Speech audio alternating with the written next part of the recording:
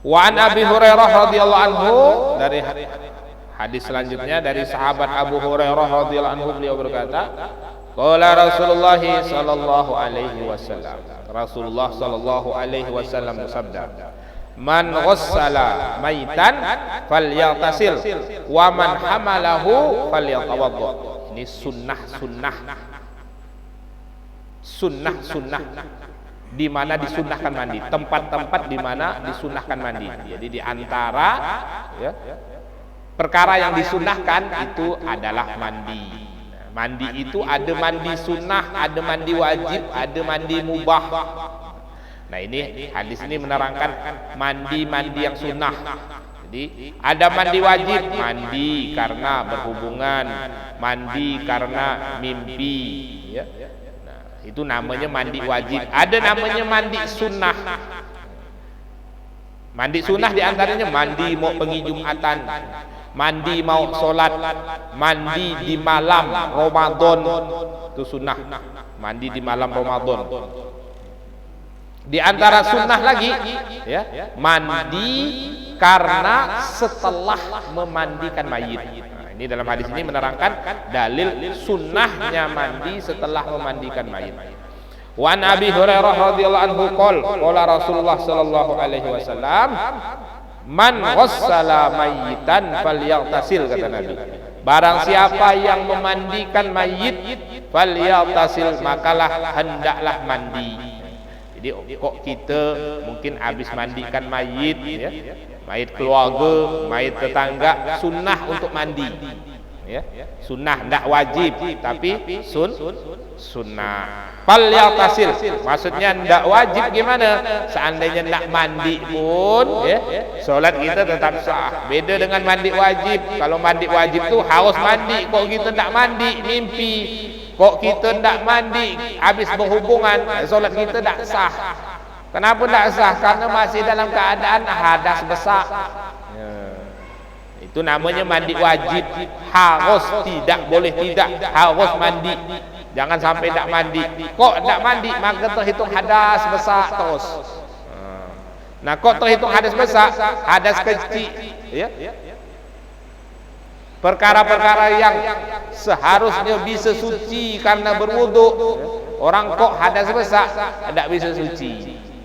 Karena wudu itu hanya mensucikan hadas kecil, bukan hadas besar. Hadas besar bisa suci kalau dia mandi wajib.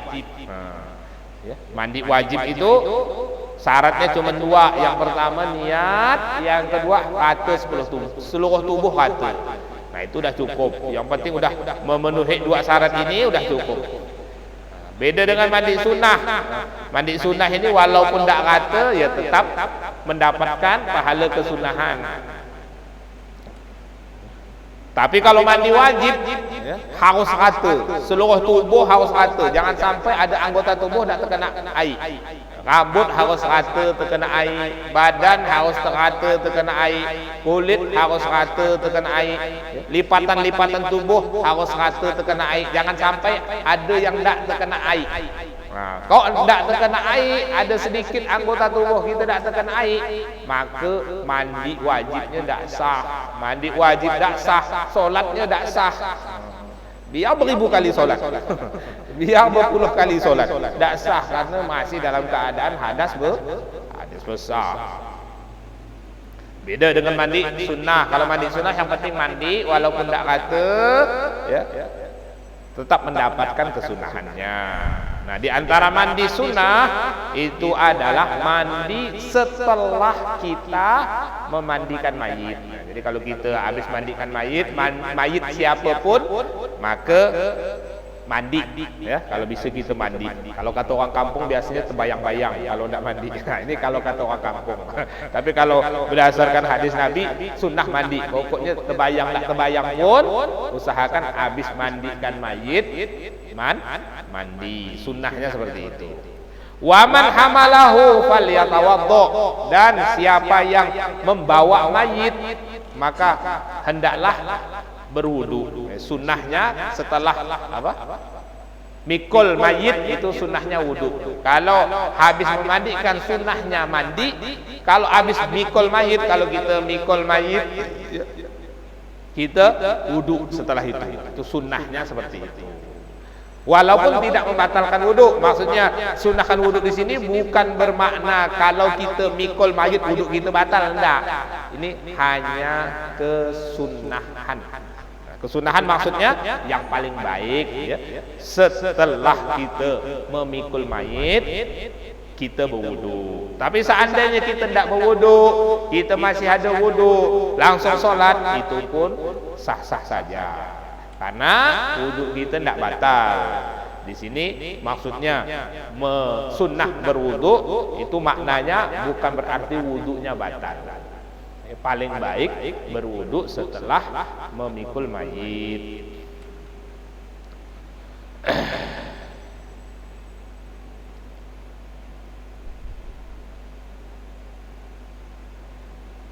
Wa an Abdullah bin Bakar. Ini hadis menerangkan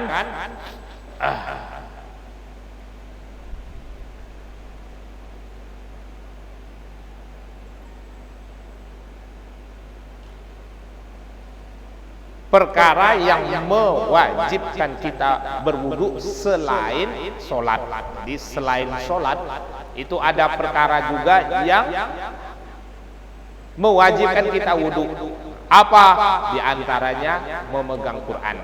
Jadi megang Quran itu wajib dalam keadaan wudu, tidak boleh dalam keadaan tidak wudu. Sebagaimana diterangkan hadis ini. Wa an Abdullah bin Bakar, dari sahabat Abdullah bin Abi Bakar radhiyallahu anhu, inna fil kitabil ladzi kataba Rasulullah sallallahu alaihi wasallam li Amr bin Hazm an la yamassal Qur'an illa tahirun. Jadi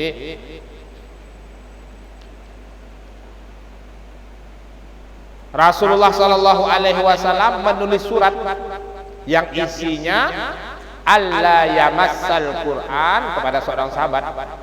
Isinya kata Nabi, alla yamassal Qur'an illa tahirun. Jangan sampai kalian memegang Al-Quran dalam keadaan kalian tidak suci. Jadi Quran itu wajib dipegang dalam keadaan berwudu. Tidak boleh hendak. Megang Quran itu pahala. Baca Quran pahala, megang Quran pahala. Tapi kok megang tanpa wudu bukan pahala, malah dosa. Jadi perkara yang dinilai ibadah, tapi kok kita tidak tahu aturannya, tidak tahu syaratnya, malah bukan mendatangkan pahala, tapi mendatangkan dosa. Ya, sebagaimana dalam hadis ini, sesungguhnya la yamassul Quran, tidaklah seseorang memegang Al-Quran illa tahirun, kecuali dalam keadaan suci. Jadi walaupun megang Quran itu baik, megang Al-Quran itu berpahala, tapi tidak memenuhi rukun dan syaratnya, tidak berwudu, bukan malah mendapatkan pahala, tapi malah mendapatkan dosa. Nah, kalau Yasin itu gimana? Terhitung Al-Quran atau tidak? Yasin itu ada Al-Qurannya, ada doanya, ada pergi tahlilnya, ada zikirnya. Itu terhitung Quran atau tidak? Jadi kalau seandainya ada buku yang isinya campuran, ada Al-Qurannya, ada hadisnya, ada doanya, ada zikirnya, contohnya seperti buku Yasin tuh, itu terhitung Al-Quran atau terhitung buku?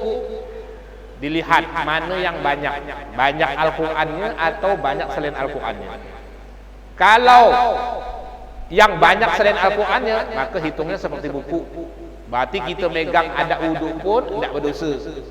Tapi kalau dalam buku Yasin itu yang lebih banyak Al-Qurannya, maka kita megangnya wajib dalam keadaan berwudu. Jangan sampai tidak berwudu. Walaupun kita hanya mindahkan, walaupun kita hanya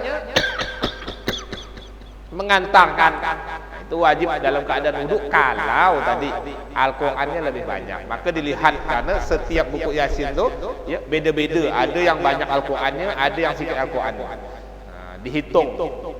Makanya sebagian ulama menghukumi kitab-kitab tafsir. Itu kitab itu kan ada namanya kitab fikih, ada namanya kitab hadis, ada namanya kitab tafsir. Nah, kitab tafsir itu ayat Al-Qur'an kemudian penjelasan, ayat Al-Qur'an penjelasan. Nah, itu dihitungi Al-Qur'an atau dihitungi buku? Dilihat, dihitung. Mana hurufnya yang banyak? Huruf Al-Qur'annya atau huruf tafsirnya? Kalau banyak huruf Al-Qur'annya, maka dihitungi Al-Qur'an. Tapi kalau banyak huruf tafsirnya, maka dihitungi buku biasa.